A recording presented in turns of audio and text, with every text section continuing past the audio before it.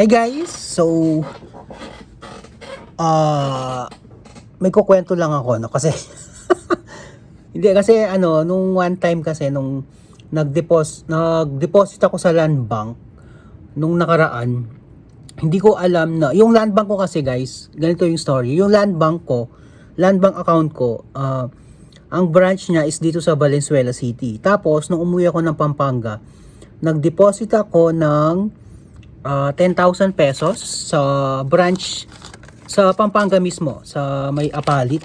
Ito yung aking card. Ito yung aking slip. Ayan. Ayun oh.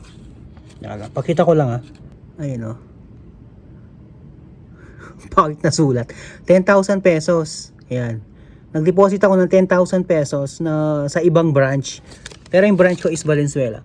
Ang hindi ko alam, may charge pala yung pag-deposit kapag hindi ka nag-deposit sa yung branch mismo. Ang hindi ko alam, yung charge pala nun is kapag 10,000 pesos is 100 pesos. Ngayon ko lang nalaman. Ang tagal-tagal ko nang nagbabangko, gumagamit ng land bank account. Kumbaga interbank transaction. Ang kasi, yung land bank kasi sa amin mula sa amin sa bahay mismo sa Pampanga, papunta sa bangko, isasakay ka pa ng jeep. Tapos meron namang malapit na 7-Eleven sa amin. Pwede ka naman mag-cash in doon. Ganon din yung kukuhanan nila is 1%. So 1% ng 10,000 is 100. Kung alam ko lang, doon na lang ako sa malapit. Walking distance lang. Hindi ko kasi alam na ganon nga yung rules sa land bank. Ngayon, nung nalaman ko yon, napa-search ako sa Google. So ito yung nakita ko guys. Ayan guys, type of service transaction, ayan, ng land bank. So sabi dito, inter-branch deposit or withdrawal for inter-regional transactions only. Ibig sabihin, so kumbaga interbank siya, interbranch. Sabi dito, 10,000 pesos and below, 50 pesos.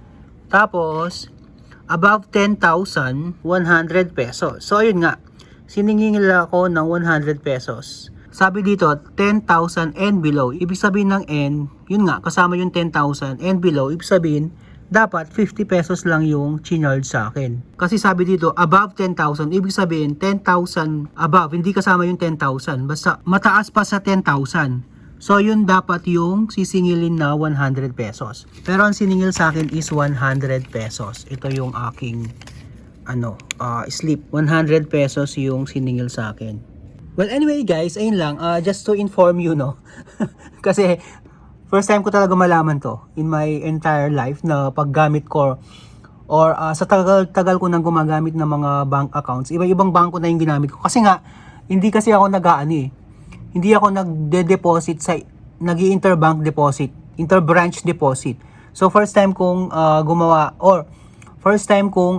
mag-deposit sa ibang branch.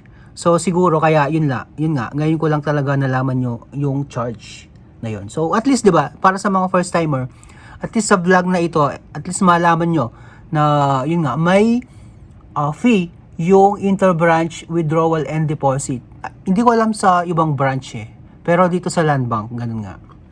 So ayun lang.